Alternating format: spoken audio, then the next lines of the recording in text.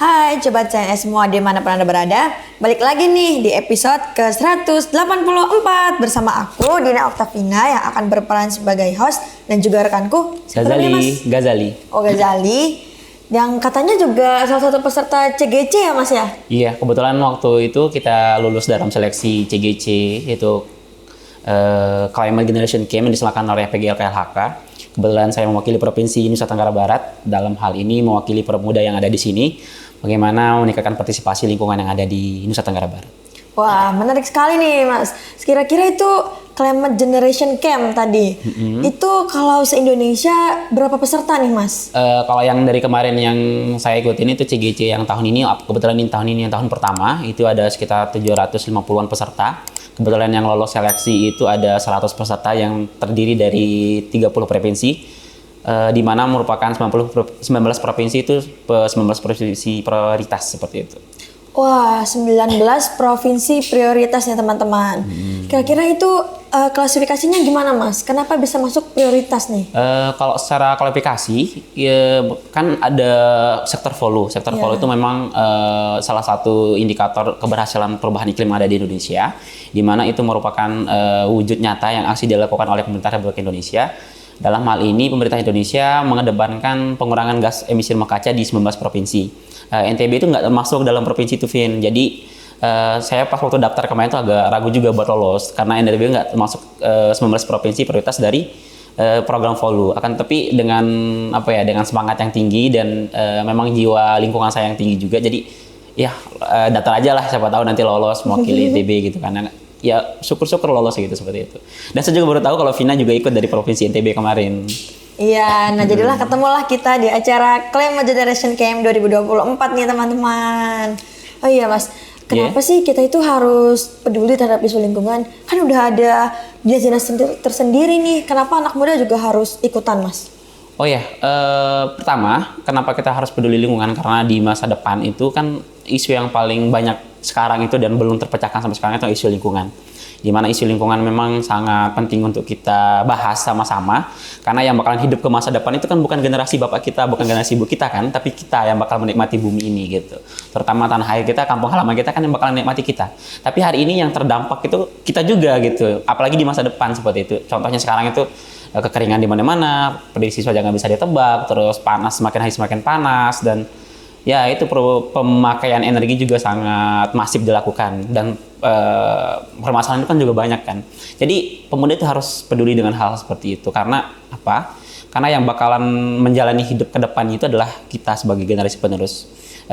Kan Vina nggak mau kan kalau di masa depan kita udah nggak punya rumah, di masa depan kita nggak udah punya masa depan dan sebagainya. Kan itu yang diperjuangkan oleh orang tua kita gitu. Jadi kita harus mengambil rantangan itu supaya kita bisa mencapai apa yang bisa kita capai di masa depan gitu. Wah, keren banget nih, aku suka banget statementnya. Nah, oh iya, tapi kalau misalnya nih Mas kira-kira sudah sejak kapan nih aware terhadap isu-isu kayak gini? Kebetulannya background saya kan, saya prodi kehutanan, jadi saya sangat cintalah dengan dunia kehutanan, dunia lingkungan, dan background kampung halaman saya juga itu masih sangat asri juga sih. Akan tetapi seiring berjalannya waktu dari tahun 2010 sampai 2020 sekarang itu udah banyak pergusuran lahan seperti itu dan sebagainya, sehingga di rumah saya tuh sering menanam pohon, sering mengajak teman-teman buat menanam, tidak hanya menanam tapi juga bagaimana merawat gitu. Walaupun dengan dalam tanda kutip kan kalau anak muda itu nggak punya uang lah ya, punya tenaga, punya waktu tapi nggak punya uang gitu. Nah itu, dan dalam tanda kutip yang nomor 3 nggak punya duit, kita berusaha semaksimal mungkin supaya oke lah kita ngeluarin nggak apa-apa, yang penting lingkungan kita asri lah dulu lah, perkara masalah itu nanti bisa kita cari di belakang seperti itu. Jadi semangat yang kayak gitu itu yang dari dulu itu tumbuh bersama kawan-kawan di rumah gitu. Bagaimana merawat pinggiran sungai, bagaimana merawat supaya air tetap terjaga seperti itu. Wah, keren banget nih, aku suka banget. Nah, oh iya Mas, kira-kira dari Climate Generation Camp nih, acaranya itu berlangsung di mana dan berapa hari sih Mas? Ya, balik lagi ke CGC ya, itu yang sangat seru sekali lah situ. Banyak pengalaman yang bisa kita dapat, terutama kita bertumpul dengan 100 pemuda terbaik. Saya juga nggak bakalan duga lah orang-orang lingkungan itu seperti itu ternyata. Karena gini Vin, di NTB itu sama di provinsi lain itu sangat jauh beda lah tingkat partisipasi anak mudanya gitu. Untuk kesan yang pertama saya rasa itu emang orang-orang di luar sana itu memang lebih action gitu, ada lebih nyata loh actionnya, dan juga dampak yang mereka timbulkan itu lebih nyata gitu. Nah itu yang membuat saya, oh ya kalau di NTB itu masih sangat minim hal-hal seperti itu. Mungkin karena apa ya? Karena kita nggak terlalu merasakan dampak secara langsung anak mudanya. Mungkin karena sudah terlalu enak lah kayak bisa dibilang kayak gini tuh di sini. Jadi di sana itu kesan pertama saya itu melihat orang-orang yang memang sangat aware, aksinya banyak dan dampaknya juga sangat banyak, yang itu memang sangat menggugah semangat dan apa ya, pemikiran saya, sehingga ketika saya balik saya merencanakan beberapa rencana aksi yang memang itu akan apa ya, akan terrealisasi jika kita melakukan bersama dengan konsep yang matang dan lain sebagainya seperti itu. Jadi kesan pertama saya itu ya rasa peduli mereka itu harus kita bawa ke Nusa Tenggara Barat. Wah keren banget nih. Jadi emang seseru itu ya teman-teman. Kita itu bisa keren loh, walaupun dengan cara kita masing-masing. Oh iya nih Mas, kira-kira kan kita pasti ada rencana aksi masing-masing nih. Yeah. Rencana aksi aku dan juga rencana aksi Mas Ghazali kan pasti beda-beda. Kira-kira kalau punya Mas dulu nih, kira rencana aksinya gimana sih? Oke, rencana aksi yang saya tulis kemarin itu memang ada apa ya, ada konservasi mata air. Itu terjadi di wilayah Batu Keliang itu di Karangsidemen, terus ada di Desa Pemepok, itu memang ada beberapa sumber mata air yang memang harus dikonservasi. Tapi karena faktor kita nunggu cuaca baik, karena yang bagus buat nanam itu kan sekali merawat adalah musim hujan kan. Jadi saya rencana aksinya itu menanam hampir 100 pohon, tidak hanya di sana tapi juga di rumah gitu, seperti itu. Dan hasilnya juga kita bakalan rawat selama 3 tahun. Dan ini yang penting untuk dilaksanakan oleh teman-teman yang sekarang tuh lagi banyak orang-orang yang nanam pohon, orang-orang yang nanam-nanam lah kayak gitu tuh. Tapi mereka tuh nggak merawat, nggak menindaklanjuti apa yang mereka tanam seperti itu. Nah itu yang sebenarnya dijaga dalam konteks generasi. Itu sebenarnya tidak hanya menyekolahkan si anak lah contohnya, tapi juga bagaimana kita memberikan fasilitas, kita menjaga si anak supaya apa ya, tetap tumbuh berkembang dalam pengawasan seperti itu. Dan dalam waktu sekian, kalau ketika di pohon itu kan kalau udah 3 tahun atau udah 5 tahun, baru kita bisa lepas dengan sendirinya. Sehingga nanti faktor-faktor non alami itu bisa tercover lah. Misalnya ada ternak atau ada apa yang rusak, itu bisa kita cegah gitu kan. Nah itu yang harus sebenarnya dilakukan untuk men-tagging juga supaya kita bisa mengetahui si tingkat perkembangan dari si pohon tersebut. Jadi mungkin teman-teman kalau mau nanam, mungkin ada solusi lain yang mereka tawarkan, tidak hanya untuk nanam, tapi mereka harus rawat, mereka harus tetap menjaga si tumbuhan tersebut agar tumbuh. Gitu. Berarti kalau di acara kemarin itu ada nanam-nanamnya juga nggak sih, Mas? Iya, kemarin kita sempat nanam juga sih, dan sempat kita taruh juga. Jadi nama kita tuh bakalan ada loh di sana, kebetulan lokasi kita kan di Gunung Gede Pangrango. Jadi di sana bakalan ada nama kita, jadi bakalan dikenang. Jadi kita punya jasa loh di sana untuk menyumbangkan oksigen bagi orang-orang yang memuncak, bagi orang-orang yang mau apa gitu kan, bakalan tetap ada lah sumber-sumbernya di sana. Oh berarti acaranya kita kemarin tuh di Taman Nasional Gunung Gede Pangrango ya? Yeah. Selama berapa hari nih? Dalam 4 hari kemarin. 4 hari. Jadi nggak di hotel ya, semuanya benar-benar di tenda. Dan juga itu benar-benar kita berkaitan langsung dengan alam nih. Oh iya, kira-kira kalau kan kita selesai nanam itu kemarin ada barcode nih. Kira-kira kalau terkait barcode itu di Nusa Tenggara Barat udah diimplementasikan atau belum sih Kak?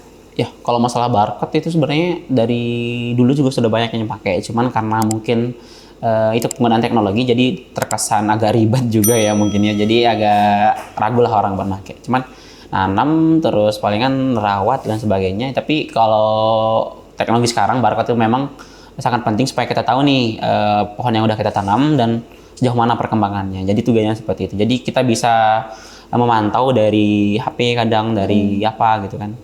Karena teknologi semakin maju, jadi ya udah kita harus mampu juga beradaptasi, perbaharui lingkungan dengan hal-hal yang lebih canggih juga. Berarti selain kita itu menjaga lingkungan, kita juga bisa belajar banyak lagi ya tentang digitalisasi, terus juga tentang perawatan, dan juga keren-keren banget nih. Iya, kalau emang di CGC itu emang acaranya keren banget, Vin. Pertama kita akan ke-trigger untuk menjaga lingkungan. Kedua, bagaimana penguasaan teknologi kita dalam menjaga lingkungan. Dan yang ketiga itu ada inovasi-inovasi yang bakalan kita bisa lakukan ketika kita udah balik dari kegiatan tersebut. Dan yang terakhir, dalam pengelolaan lingkungan itu sebenarnya harus ada integritas dan juga sinergi seperti itu. Jadi ketika kita berkumpul sama pemuda-pemuda keren Indonesia, kita berkumpul sama PGLKLHK, itu sudah terbentuk yang namanya sinergi. Jadi yang sekarang itu adalah sinergi sebenarnya yang kurang. Jadi ketika ada kegiatan-kegiatan seperti itu, yang penting adalah sinergitas gitu. Kira-kira bagaimana itu menyambung full ini nggak sih Mas? Full nanam-nanam aja atau ada materi-materi juga? Iya, seperti yang saya bilang tadi kan tidak hanya untuk kita lingkungan, tapi bagaimana pembekalan secara inovasi, juga bagaimana pembekalan secara teknis juga ada seperti itu. Jadi banyak hal yang bisa didapat atau diinovasikan. Jadi ketika balik dari kegiatan CGC itu, memang secara teori kita udah dapat, secara kepekaan terhadap lingkungan kita udah dapat, secara pengembangan dan penggunaan teknologi kita dapat, dan terakhir udah sinergi yang tadi. Jadi kita dapat relasi, bagaimana mengelola lingkungan kita masing-masing, sehingga kedepannya Indonesia bisa lebih baik melalui perwakilan pemuda-pemuda yang ada di sana. Seperti itu. Wah, keren banget nih narasumber kita pada pagi hari ini. Oh iya Mas, kalau misalkan terkait dengan isu-isu lingkungan dan juga anak muda, pasti kan banyak di tongkrongan-tongkrongan itu kalau keren itu kalau misalkan harus bergaul gitu. Bergaulnya itu kayak menggunakan yang haram, misalnya kayak narkoba itu kalau kita nggak pakai katanya kita nggak dianggap gaul nih. Tapi kan itu juga bisa berpengaruh kan terhadap kita. Itu gimana nih kalau menurut Mas? Ya, kalau dari saya sih memang salah satu faktor kenapa kita melakukan hal negatif itu karena kita tidak melakukan hal positif.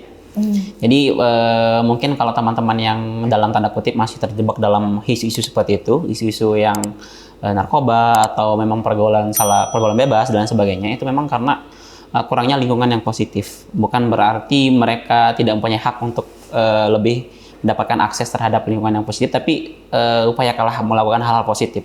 Jadi perbanyak melakukan hal positif sehingga nanti kegiatan-kegiatan yang sifatnya negatif itu bisa tercover. Karena salah satu pepatah yang saya dengar juga, hal negatif itu akan terjadi jika kita tidak bisa ditutupin dengan hal yang positif seperti itu. Jadi konotasinya dengan lingkungan sebenarnya itu kan lingkungan ini kan kita punya lingkungan. Kita bagaimana kita merawat lingkungan, bagaimana kita menyibukkan diri dengan merawat lingkungan, karena tidak simpel gitu untuk merawat lingkungan. Jadi bersibuklah diri dengan merawat lingkungan, karena dengan lingkungan seperti penelitian yang mengatakan bahwa dengan kita berkomunikasi dengan alam, berkomunikasi dengan lingkungan secara langsung itu bisa mengurangi stres juga, bisa mengurangi jenuh juga. Jadi banyak hal yang bisa kita dapat dan untuk meminimalisir hal-hal negatif seperti itu juga. Jadi haruslah coba mulai dari sekarang. Mungkin teman-teman bagi yang belum coba untuk main ke hutan atau main ke pinggiran sungai, bisa dicoba dulu lah buat ternyata Indonesia itu bagus dan alam kita itu menyediakan semuanya seperti itu. Jadi bagaimana kita merawat lingkungan kita, bagaimana kita merawat diri kita juga di sana sebenarnya. Wah, keren banget nih statementnya. Oh iya Mas, aku juga mau nanya nih, kalau misalkan ada nggak sih pesan-kesan dari Mas untuk teman-teman yang mungkin pengen beranjak, pengen mengenal lingkungan, tapi nggak tahu caranya gitu. Kalau dari Mas ada tips and triknya nggak nih? Iya.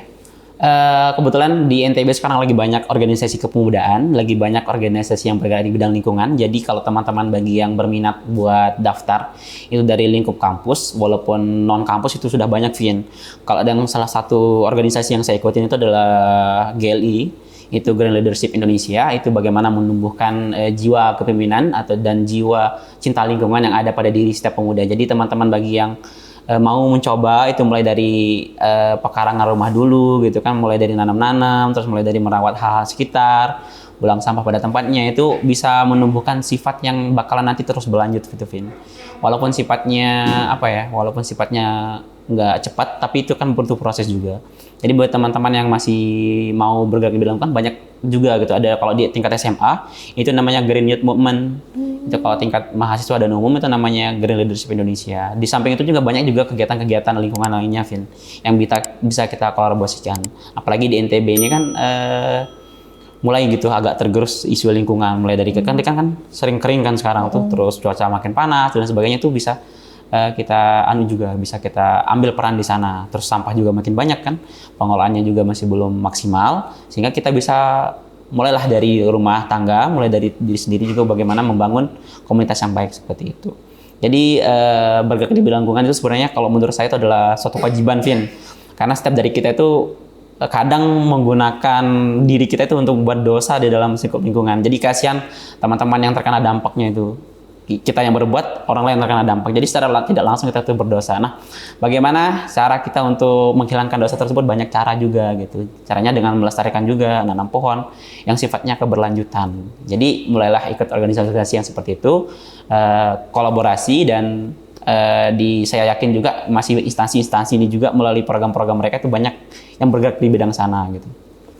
Wah, aku suka banget nih sama statementnya, keren-keren. Jadi buat teman-teman semua yang mau beranjak, mungkin dari dari teman-teman yang pengguna ataupun teman-teman yang ikut-ikutan nih dalam tanda kutip hanya untuk sebuah pergaulan, coba deh mungkin kita bisa beralih ke yang lain, kita bisa menjaga lingkungan kita juga bisa bergaul dengan orang-orang yang positif juga. Oh iya Mas, aku mau nanya. Kira-kira kalau misalnya abis ikutan CGC kayak gitu, itu ada hal wajib nggak sih yang harus kita lakuin di daerah kita? Oh ya, hal wajib itu seperti rencana aksi sih. Rencana aksi sama memberikan kesan dan peran di daerah masing-masing. Mungkin rencana aksi itu mungkin Vina juga punya rencana aksi untuk setidaknya memberikan kontribusi nyata terhadap lingkungannya Vina di Lombok ya. Saya juga ikut juga memberikan andil juga terhadap apa yang saya peroleh di kemarin melalui rencana aksi. Dan rencana aksi kita mungkin sudah terlaksana setengah juga, mungkin Vina juga sudah terlaksana dan sebagainya. Tapi yang pasti walaupun kita punya rencana aksi itu jangan jadikan beban ya. Jangan jadikan apa, tapi anggap sebagai suatu amal perbuatan yang bakal mungkin di masa depan seperti itu, Vin. Jadi tidak hanya rencana aksi itu yang kita bisa rencanakan atau bisa kita lakukan, tapi juga banyak juga rencana aksi. Mungkin jadi rutinitas juga, Vin. Jadi misalnya sehari Vina nanam atau kita nanam ini 2 pohon per hari atau mulailah menggunakan tumbler dan sebagainya. Dan setidaknya sebagai seorang pemuda itu satu hal yang membuat yang ingin saya sampaikan, kita harus punya standing nih, punya pendirian nih.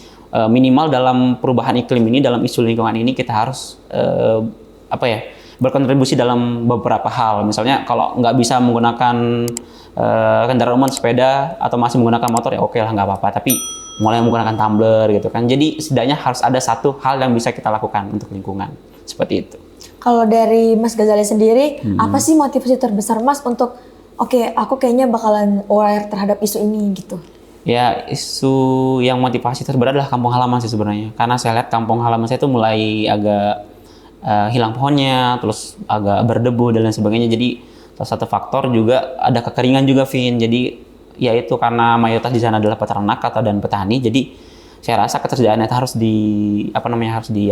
disediakan seperti itu. Dan di daerah saya juga itu nggak ada aliran air yang misalnya dari bendungan ke sana tuh nggak ada. Jadi murni menggunakan air alam aja, jadi seperti itu. Jadi kalau seandainya kami itu tidak bergerak ya udah kami kering dan lain sebagainya. Jadi itu yang memotivasi saya benar-benar peduli untuk lingkungan. Dan di samping itu saya juga sangat cinta akan Lombok, Vin. Karena di Lombok ini lengkap. Jadi kalau bayangin saja kalau nggak ada air nih gimana mau nanam, gimana mau pariwisata juga kan itu bakalan kena semua. Jadi ya mulai dari sekarang lah kita harus bergerak seperti itu.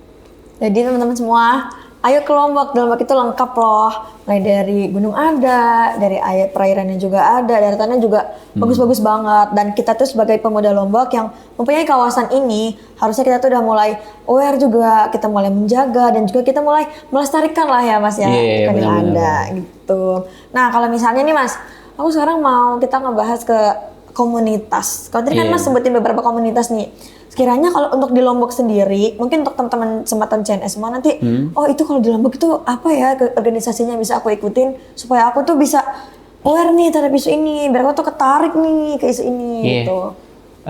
Di Lombok sebenarnya pergerakan pemudanya di sektor lingkungan itu masih bilang minim ya, masih dibilang minim walaupun ada juga gitu di setiap kabupaten pasti ada juga yang setiap Mataram juga pasti ada. Terus tapi yang saya ikutin sekarang adalah ada GLI namanya Garda Leadership Indonesia di mana kami fokus memang untuk isu-isu yang seputar lingkungan seperti itu. Jadi selain itu mungkin teman-teman bisa ikut organisasi yang sifatnya kepemudaan di mana nanti mungkin program kerjanya itu bisa dialihkan ke lingkungan dan sebagainya.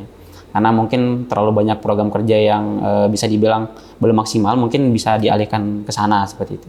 Terlepas dari apapun komunitasnya, tapi yang pasti apapun bentuk komunitasnya, ketika mereka sudah fokus pada satu hal, misalnya fokus pada tujuan lingkungan dan kepemudaan, mereka harus terus istiqomah lah dalam hal itu. Jadi organisasi di bidang Islam nih, tapi saya bakalan bergerak di bidang lingkungan itu juga nggak apa-apa, asalkan sesuai dengan peraturan mereka juga seperti itu. Jadi bisa juga program-program yang alihkan untuk komunitas-komunitas mereka seperti itu, Vin. Pernah nggak sih Mas ngerasa jenuh? Kayaknya aku udah capek deh gitu nanam-nanam terus gitu. Pernah nggak sih jenuh dari rasa kayak gitu? Kalau jenuh nggak pernah, karena hutan itu bikin nggak stres, bikin adem gitu dan sebagainya, dan lingkungan juga bikin seger seperti itu. Jadi kalau stres, malahan kalau di kamar baru saya stres, Vin. Karena kalau kegiatan di outdoor itu menyenangkan, seperti walaupun ada panas dan sebagainya, tapi tetap seru gitu. Palingan panas cuman bentar kan, terus efeknya palingan ngeluh nanti pas sudah selesai itu kan, kulit itu musam nih, kayak gitu tuh. Justru malah lebih enak juga ya Mas Iya. ya. Terus juga kan pohon itu bisa menghadirkan udara yang nyaman, juga bisa jadi sejuk, malah lebih tenang aja jiwanya. Jadi nggak pernah gitu ya Mas? Ya nggak pernah kalau jenuh-jenuh mah. Makanya kalau agak-agak stres itu mungkin teman-teman bisa coba berkunjung ke hutan, ke gunung, ke pantai dan sebagainya, karena di sana kita bisa menikmati alam yang sesungguhnya seperti itu. Bukan kalau HP kan dunia maya tuh, alam yang dibuat-buat oleh manusia sendiri, tapi ciptaan Tuhan itu nggak pernah mengecewakan. Keren. Nah untuk kesempatan CRS semua, yuk mau siapa tahu tahun depan CGC ini masih ada, jadi jangan lupa daftar ya. CGC itu singkatan dari Climate Generation Camp, yang dimana kita juga berperan sebagai kader generasi iklim nih. Kebetulan karena kita dari Provinsi NTB, jadi kita berdua akan bergerak lebih secara khusus di NTB. Nah kalau teman-teman mau nanya-nanya lebih lanjut, boleh juga nih kontakkan ke IG aku ataupun IG-nya Kak Ghazali, gitu deh. Kalau dari kita sekian ya teman-teman. Oh ya Mas, mungkin ada pesan dan kesan untuk ajak teman-teman semua nih nanti. Oh ya, untuk teman-teman sekalian, terutama pemuda yang ada di Nusa Tenggara Barat, kalau mau ikutan kegiatan CGC itu nggak harus background lingkungan. Vina juga backgroundnya hukum, juga bisa lolos seperti itu. Jadi intinya teman-teman ada niat yang baik, terus yang kedua ada rencana aksi yang ingin direncanakan mulai dari sekarang, dan teman-teman coba untuk melakukan hal-hal yang sifatnya membantu lingkungan seperti itu. Jadi tiga hal tersebut bisa dikombinasikan, maka teman-teman mungkin akan direkomendasikan oleh si panitianya gitu. Karena saya rasa mindset seseorang itu ketika mereka mau daftar sesuatu atau mau ikut kegiatan apa, ini bukan kayak CPNS yang harus cek administrasi harus sesuai seperti itu, tapi ini memang yang dicari oleh selektor atau panitia itu memang orang yang benar-benar punya niat dan punya hajat seperti itu untuk membangun lingkungannya. Terlepas background teman-teman jadi hukum, ekonomi dan sebagainya itu bisa banget seperti itu. Jadi jangan pernah minder, jangan pernah kalau mau daftar di CGC, karena CGC menerima semua kalangan selama teman-teman punya niat dan rencana aksi yang nyata. Keren. Jadi teman-teman semua, yuk mari bersama-sama kita bisa keren tanpa hal-hal yang negatif, terutama kita bisa keren tanpa narkoba. Keren banget. Aku Vina dan juga rekanku Ghazali. Kita pamit undur diri, sampai jumpa di episode CNS ke 185. Dadah.